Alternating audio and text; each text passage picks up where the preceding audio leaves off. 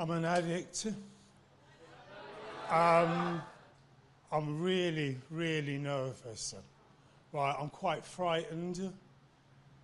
My heart's coming out my chest. I can feel it. Right, my hands are shaking. I don't even want to move the mic because you're going to see my hands rattling, right, like it used to after I'd finished the binge, you know, like, and I couldn't pick a cup up at work, you know, and it feels like that at the moment, right?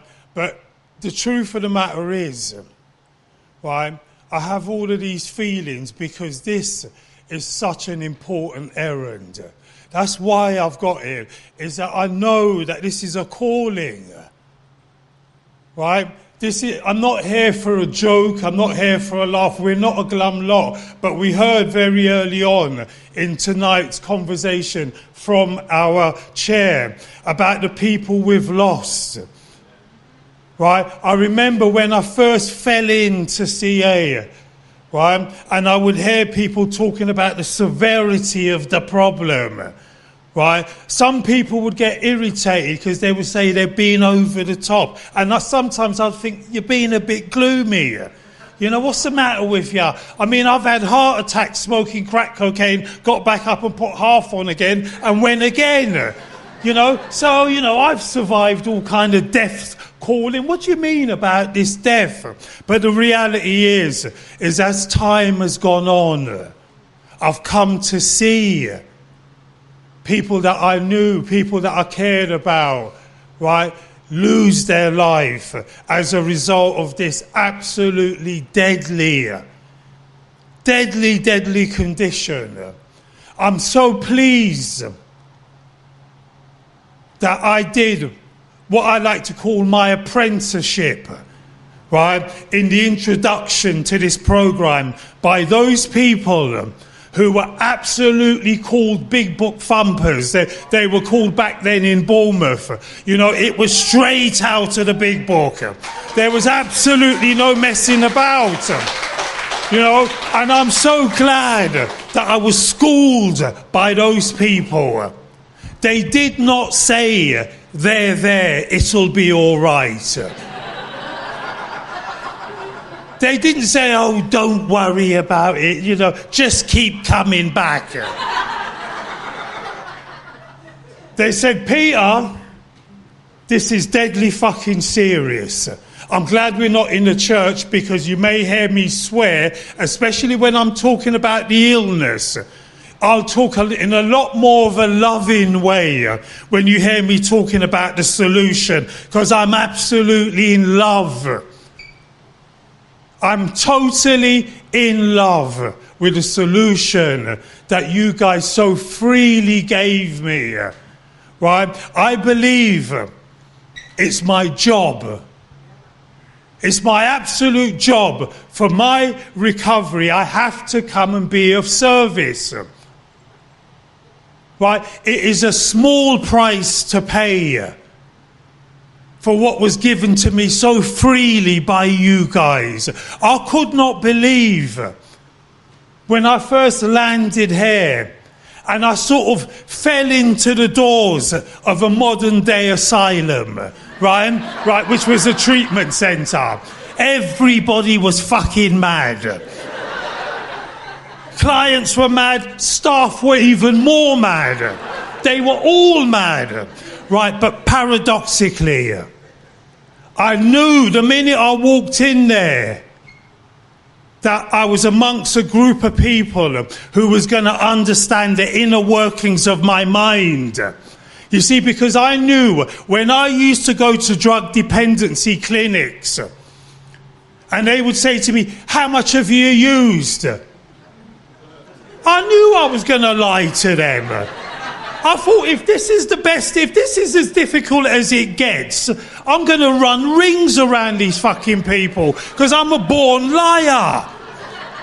I don't tell the truth. Don't bother to ask me to tell you the truth because I've cultivated how to be the best liar. So when I got amongst you lot, it very quickly dawned on me I had two fucking choices. right? I either told the truth or I fucked off. Right, because you can't kid a kidder. That came over very, very clearly. Right, and I knew by the time I had got to you guys, I'm so pleased. I thank God every day that drink and drugs gave me the fucking beautiful kicking it gave me by the time I got it. It wiped the floor with me. There wasn't an ounce of reservation left by the time I got amongst you lot.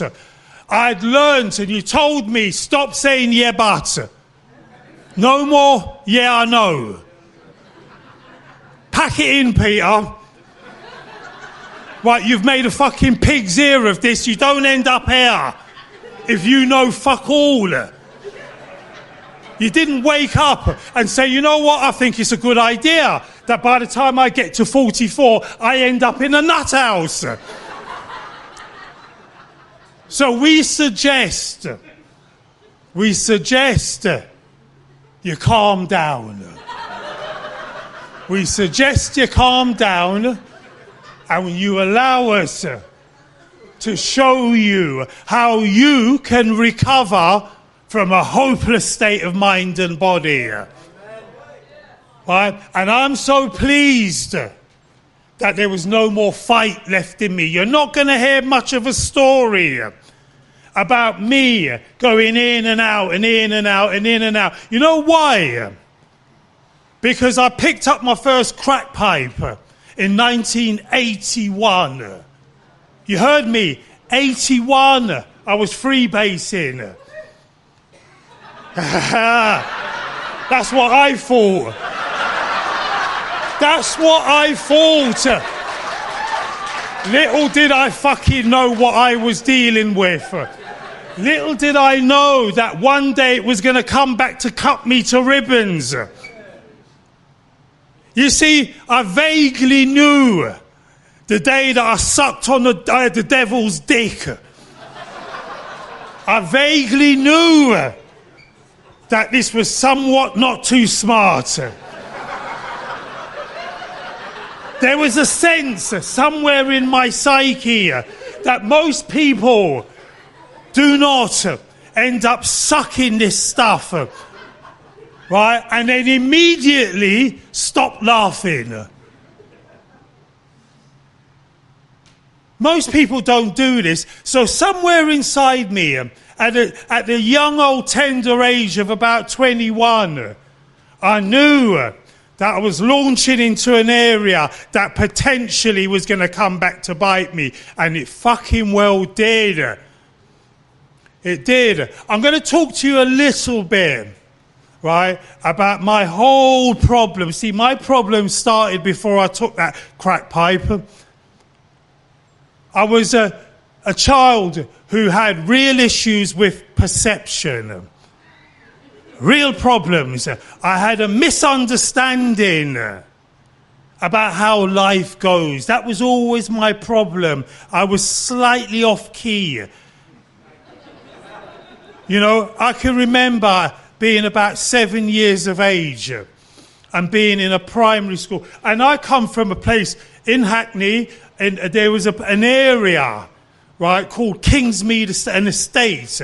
Anybody who knows Hackney from the 60s and 70s, there's an estate called a Kingsmead estate. The Kingsmead estate is what you would call behind God's fucking back. Right? No one gets put there. You get put there, you're not ever going to resurface. And if you do, you're only resurfacing in jail or death. It was the bin where everybody, councils would throw the problem families. On the other hand, my parents, God bless their soul, came from the Caribbean, Windrush people, came here to work fucking hard, contribute to build this country. And in doing so, they bought a lovely family house, right, to keep us safe and protected. And they brought us up in that house. I used to go to school with a kid who lived on Kingsmead His name was Jimmy. Right? Jimmy, I overheard Jimmy telling another pupil who's about 7 or 8 that his dad was in prison because his dad was a bank robber, used to rob Securicor vans back in the day. And that when he comes out of prison, he's going to buy him a chopper bike. And I remember thinking, I want to be fucking Jimmy. That's what I remember thinking. And Jimmy was white. I was 7. I wanted to be fucking Jimmy. How do you work that out? Jimmy's dad's in jail most of the time. My dad's at home. Jimmy lives on the worst estate. I live in a nice house. Jimmy's white, I'm black, and I want to be Jimmy. So you could see problems coming. It was already on its way. I grew up amongst 4 sisters, 2 older, 2 younger. The only boy in the middle, bang in the middle.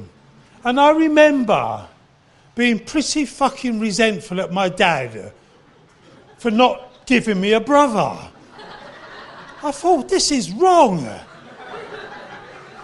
4 sisters. Well, and I remember my dad saying to me, if you don't stop crying, Peter, I'm going to call you Pauline. Right, you may well laugh. That fucking stayed with me for years, that did. Well, I'm telling you, my dad, right, was from the era of a man's a man. Right? You pack it in, you don't talk about what's wrong, you don't cry, you don't do any of that shit. You just man up, look after your family and do the right thing. And so I come from that kind of era, and I remember, right, being in my head a lot of the time. And I remember looking at other people and thinking to myself, other geezers, thinking to myself, they seem to understand it more. They just seem to kind of have a clear vision about who they are, what they're saying, how they look, how they move, you know, all of this sort of stuff. They just seem to have automatically have it. I seem to have to keep thinking. And I remember when I took a substance, I remember thinking to myself, in fact, again, I'll give you another little insight into my warped thinking. I was about 14, about 13. I lived in Hackney. There was this club called the Lion's Den. Just listen to the fucking name. It was called the Lion's Den. This was in the 70s, right? And there was these geezers who lived on the road who fancied my big sister. And so to get to my big sister, they used to come and chat to me and this, that and the other. And I remember looking up at these guys and thinking, fuck me, they look like real geezers. I want to be like them. And they talked about this club they used to go to. And one night I sneaked out and I made my way to this club and they let me in. And I had a big spliff, right, and a cherry bee drink, right? And I remember being against the wall, right? And you know when you get overcome by a sweat, right, a cold fucking sweat, the one where you know you're going to keel over. You know you're not going to stay up. You know you're going. It's that one, right? But I'm amongst all these big men and it's all pimps and prostitutes. So I had a real attraction for this seediness. Because they were pimps and prostitutes, I got to really realise afterwards. And I slid down the wall. And my next memory was being on John's shoulder, right? And you know when you're upside down and you can see the sky? You know, you're that way up and you're looking up and you can see all the stars. And he was walking me back to my front door and he dumped me on the stairs. And I remember vomiting, right, and the white bile coming up. And I remember thinking to myself, I've got to find a way to do this better. I was about 13, and I was already thinking like that. There I was, being, harking up. And I was thinking there must be a better way of retaining the feeling, but not being sick. Pretty soon I found a bit of speed. Why? That fucking did it. That did it. Why? Fucking days upon days it did it for. Days. Fuck me, it started getting problematic, these fucking days. Right, Jesus Christ. Apart from, they used to call it bass. It was brown. It was brown. It used to come from an estate in Old Kent Road. The fucking punks used to make it. Right, and it used to tear the living daylights out my nostrils. Right, but you know what? Even though it was painful and it tasted horrible and it kept me up for 3 days straight, I still used them. And then, of course, I found a bit of Charlie. And I started knocking about with the geezers who were doing the Charlie now. Now I felt I'd landed. Up and down Hackney Road, if anybody who knows Hackney, Bethnal Green, and all the geezers from around there, and it was all about the Charlie. We were just coming into the 80s. I had landed now. Fuck what my dad thought about me being Pauline and all the rest of it. Right, I was proper Peter. I was proper Peter. Right, Peter and Paul, Peter. Right. I was proper Peter. Fucking hell, Jesus Christ. Right, and so I'd found a bit of Charlie. Right, that was good, because that was now I was sophisticated. I could drink as much beer as I wanted and snort as much Charlie as I liked. And then the fateful day came where somebody said to me, have you ever freebased? I said, what is that? He said, come and have a pipe. And I had a pipe because, see, I was a career drug addict.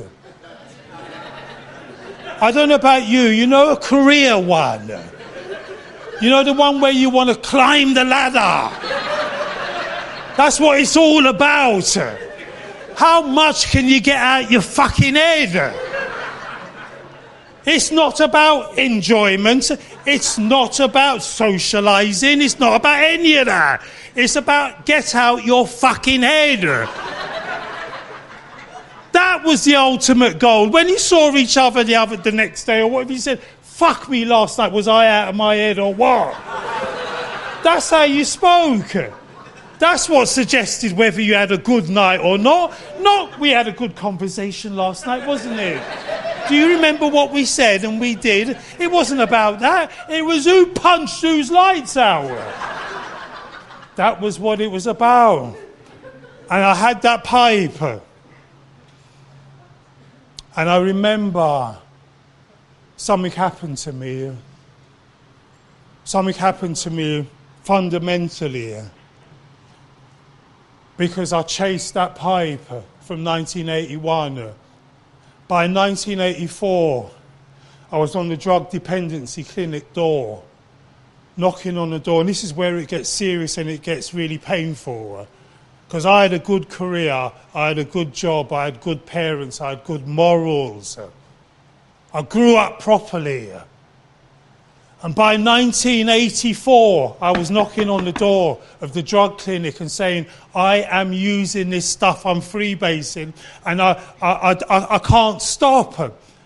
And I remember what the woman who's the geezer at the clinic said. He said, actually, we don't have any treatment for that. I never forget his words. He said, we haven't got any treatment for that. If you were using heroin or you had alcohol issues, we might be able to help you. But we don't have any treatment for that. And I remember coming out of that fucking clinic and thinking, well, if the professionals who were paid to fix this kind of problem have got no answer, Peter, you're fucked. I already knew I was powerless 3 years in. From the day I picked that pipe up, I knew I was powerless. I didn't need no one to tell me. I knew I was tearing down the structure that I'd taken time to build up. I knew I was doing it. No one didn't need to tell me. I was causing harm to myself, to my loved ones, to my parents, to my kids. And the truth of the matter is, they didn't have a solution. I didn't have a solution. My dad would say things to me like, how can you be paying to kill yourself? And occasionally, I'd have moments where I'd be thinking, how fucking can you, Peter? What is wrong with you, my dad would say. My dad would say to my mum, there's something wrong with that boy's spirit. My dad's not one of us, but he could see I had a spiritual malady. There had to be something wrong with me because other than that, I was a sane, capable man. How could I be doing this? I was baffled. I was absolutely baffled. And as a result of that addiction and that spiritual malady, all things worthwhile around me went one by one. Right? I'll talk to you about some moments of powerlessness, right? And the phenomenal craving that I never knew about. I remember I would go and score, even though I'd planned to go and pick my kids up from school. I love my children. I mean I'm going to pick them up. I'd stop off and say, I'm just going to have one. And I'd have a blaze. And sometimes I might be able to muster up enough willpower to put half of it in my socks and prise myself out of that chair because I'm determined to go and pick my kids up or to get to work or to go and pick my mum up or to do the things we want to do. And somewhere on that journey, something would go bing in my head and that thing would say to me, Peter, look, the most sensible thing to do here, Pete, is to go back and finish off what's in your socks. Right, go back, finish it off, you've then got a clean slate. You're done for the day. Right, now you can go about your business. Because, see, my illness used to do things like this. In the morning, just as my eyes open, or even before my eyes open. And it would say to me, listen, pal, who's been your best fucking friend? Who's helped enhance your world? Remember those times you could have a use up and you thought you could do things better? You could do your job a bit better. You could have a bit better sex. You could dance a bit better. You could dress yourself a bit better. Remember me? That makes you feel good. Remember, what I didn't realise was that it told me that my pain was pleasure. It told me pain was pleasure. It would say to me, whatever you're planning to do, pal, make sure I'm in the mix. And there's times where I might be able to resist that demand on me and say, fuck off. Today's my day. I might be able to do that, but at some point during that day, the witching hour's going to come. I'm going to have no mental defence. I'm going to soften and think maybe I can squeeze one in. That feeling that I had from yesterday, where I promised myself I'm not going to repeat what I did yesterday. I promised myself somehow or other I can push that aside a bit. I haven't totally forgotten it, but I'm going to give it another go. I'm going to prove that actually, Peter, you can overcome this with willpower. You're going to go again, and here's how. And of course, the inevitable would happen. No kids picked up, no job, no work. I got my hands in my head. You know, I've got situations, you know, I've got the powerlessness when I start. I've got powerlessness when I end up in hospital with, you know, pancreatitis, in my boxer shorts, a catheter in my cock, right, drips in my arm.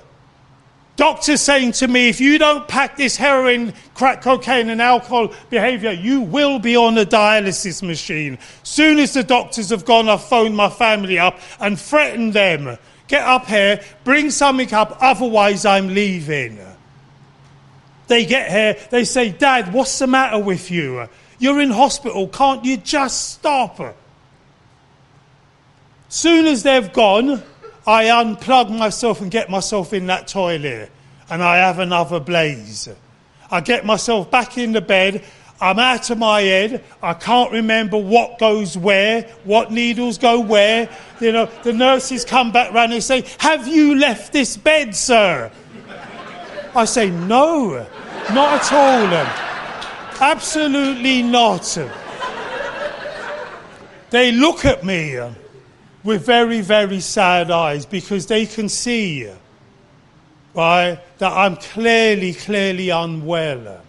And I've got many, many situations like that, you know, where it's been pitiful. But I've also got some really great news to share.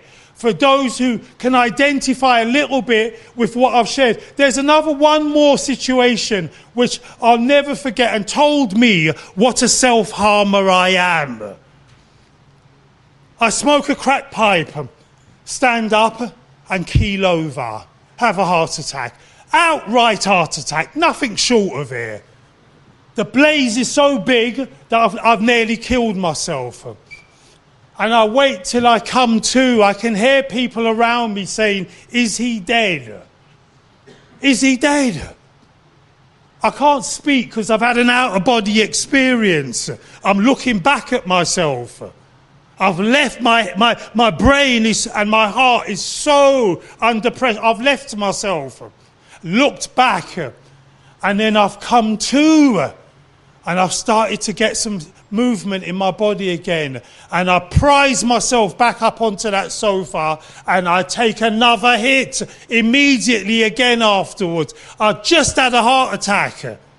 No concepts, no understanding, no love, no power to stop myself doing that again. I end up in a treatment centre. I'm so desperate, because you're now talking about 2.5 decades now of non-stop, 1981 to 2005. I'm at it. I beg to get into a detox, but in doing so, I take a pocket full of drugs into the detox with me, because see, I can't live with, but I can't live without. I want help, but I'm terrified. What's life going to be like after 2.5 decades of being out of your head? What's life going to be like clean and sober? How are you going to do this, Peter?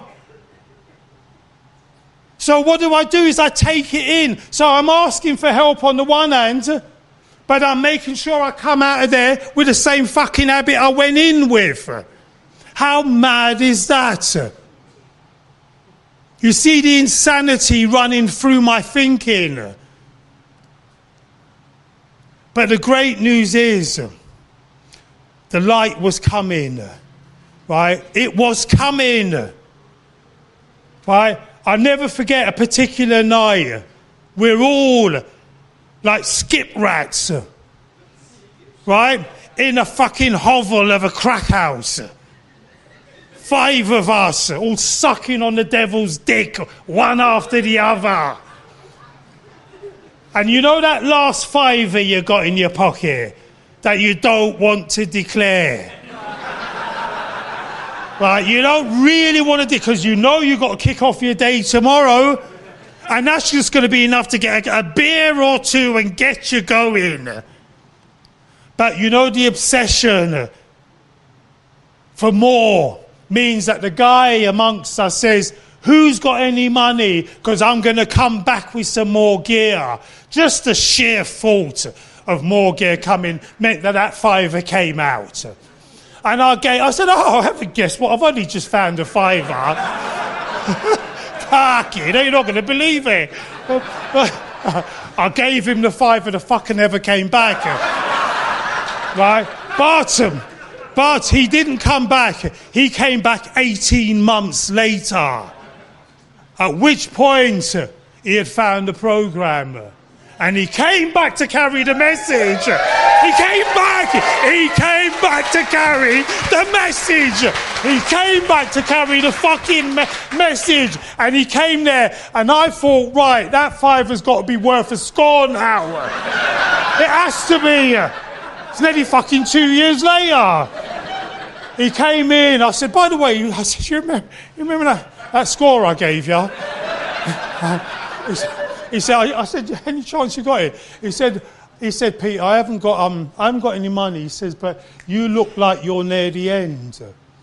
That was his simple words. He said, when you're ready, Pete, there's a way out. You don't have to do this. And I remember those words ringing in my ears, even though I had no interest in speaking to him anymore. Right, no money coming, fuck off. Right, because I need to feed the beast. But nevertheless, he kept coming back, and it says in our beautiful book, we got to stay on the firing line. And he kept coming back every couple of weeks. We were just waiting for the day he collapsed and caved in and had a pipe with us. And then whatever money he's got will be gone, because that's what we do. We find people that we can suck their money out of them. And he's earned enough by now. He's been clean for long enough. He must have money. He must. And all we got to do is wait for the time, because he's one of us. So there's going to come a time. But that time didn't come. And what had happened is he had gone to Bournemouth. Right, he'd got nicked the night he left us, went to jail, found the steps in prison, went to treatment in Bournemouth. And he'd come back and carried a message. Well, I have to tell you, 18 months later, as a result of that man, I'll never forget that man. There was 5 of us that was in the worst state of crack cocaine, heroin addiction you could think of.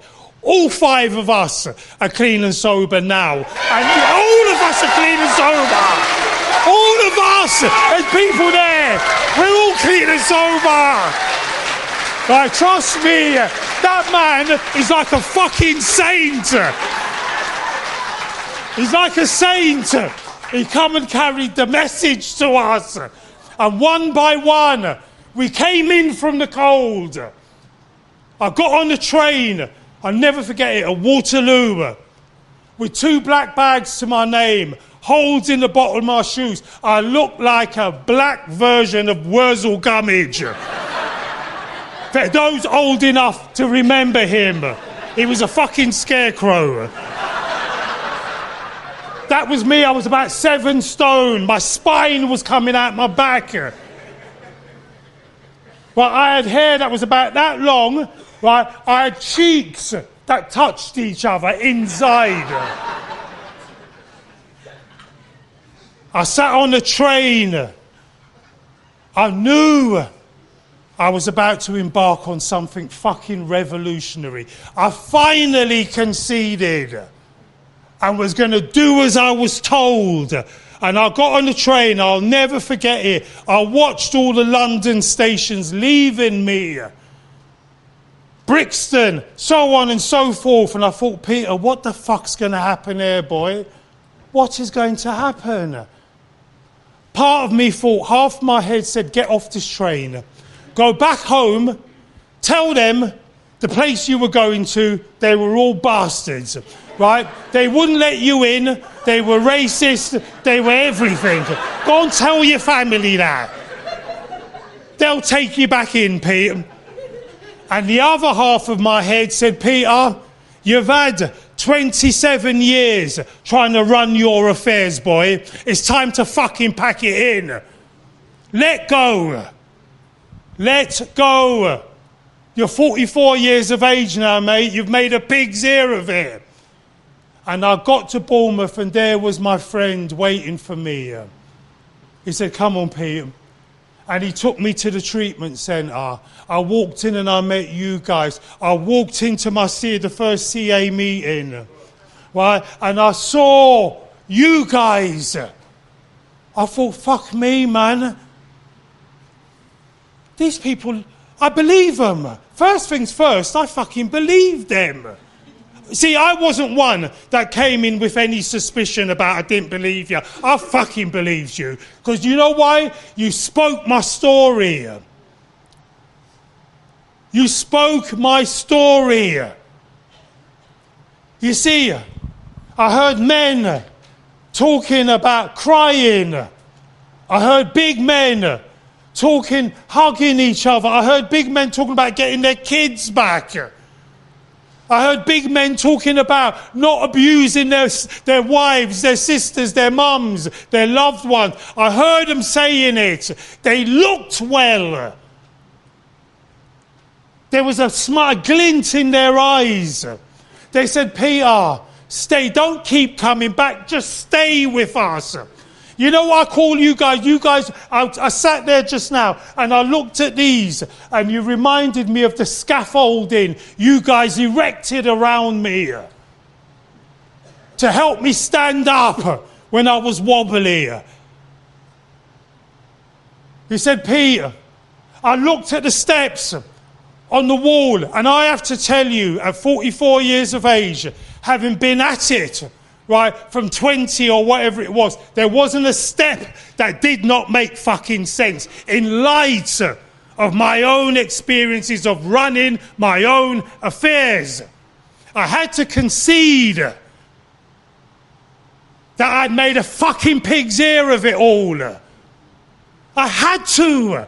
There was no room there was no, hovering above ground level. I was in the gutter looking up.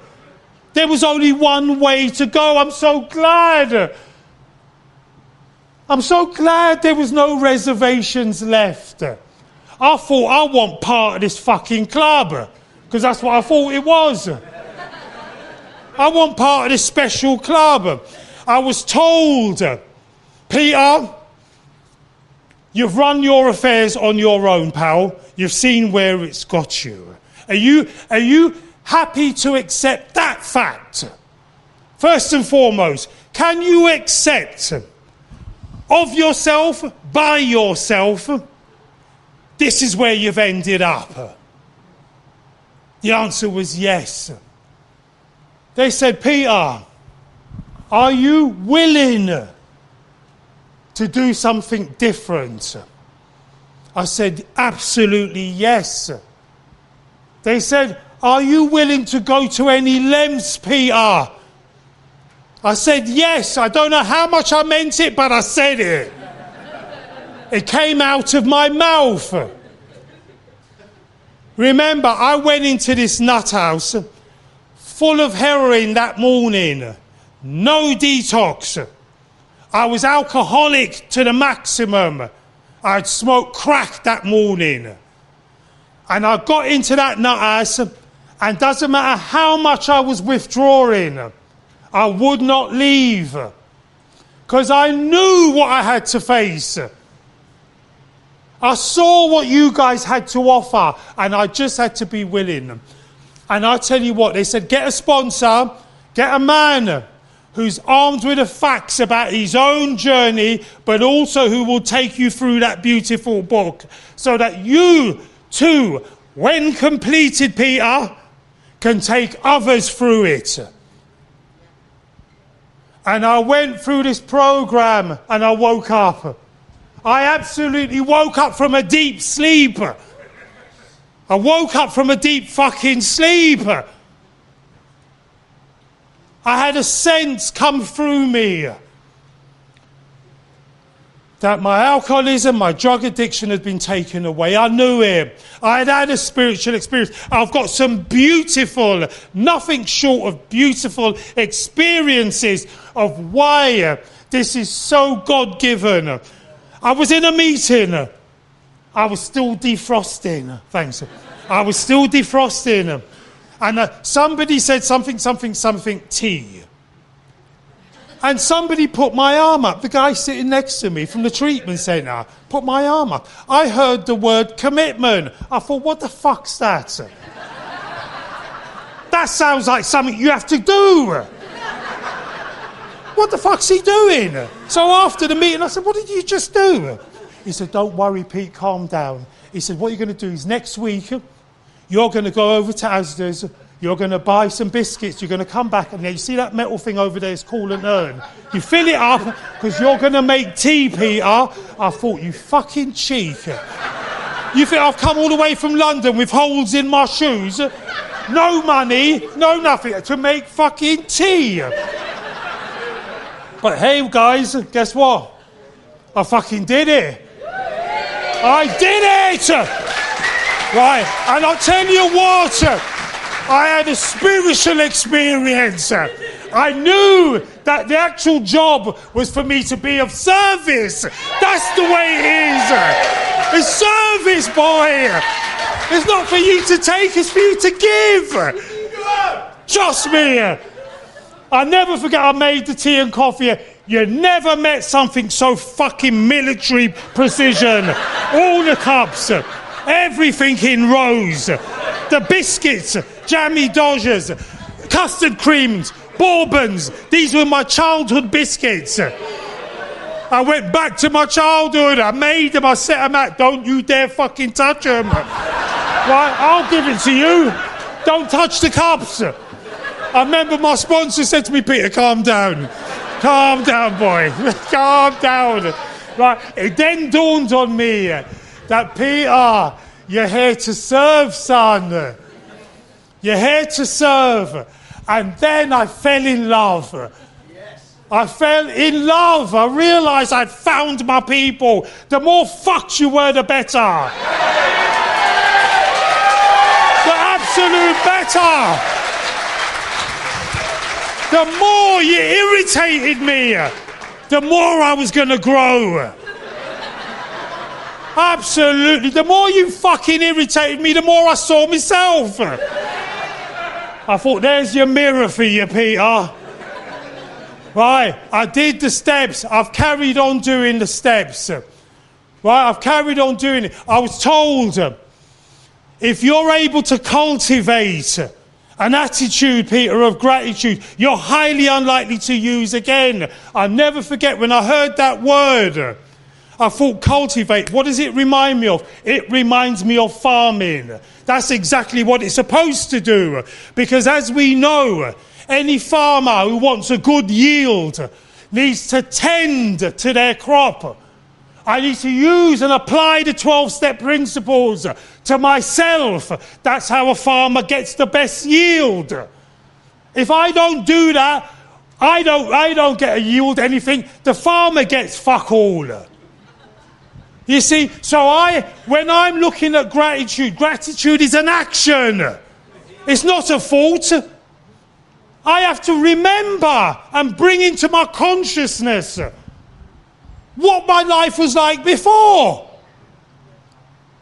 What is it like now? What was given to me freely by you lot? I have to remind myself that anybody who comes here and steals what we've got on offer and refuses to give it back, I know I should not say this, but I'm happy to say it. Right? I hope they have become dry drunks. I love it when they're fucked. Right, because you've got to come back. You have to come back. Without this, we're dead. Don't come here and think you're going to nick what we've got and go off in the sunset if you be the real addict. If you be the real one, you're fucked. Stay with us. Carry the message. Make sure we're there for the next person who, just like me, was dying, dead on his feet. And you guys saved me. I've got... And I'm just going to share this. I know I've only got a couple of minutes and I've probably gone over. I was on telly the other day. I was on telly on Sunday. I was on the BBC. Fucking hell. I've created such... You lot have helped me create such a life. Right? Such a life. And it's working with us lot. Nutters. Absolute nutters. I love it. I love it! I'm proud to work with nutters! Fucking good! Oh my God! Right, and I'm happy that all of my pain, right, wasn't wasted. You guys have helped me grow up. You guys have reminded me, first things first. Right, you guys have been loving to me. Right, you've taught me how to be honest. You've taught me everything I know now. Right, by the grace of God, my loving God. I didn't have a crack pipe yesterday. I didn't have a crack pipe today. And by the grace of God, I won't have one tomorrow. Thank you.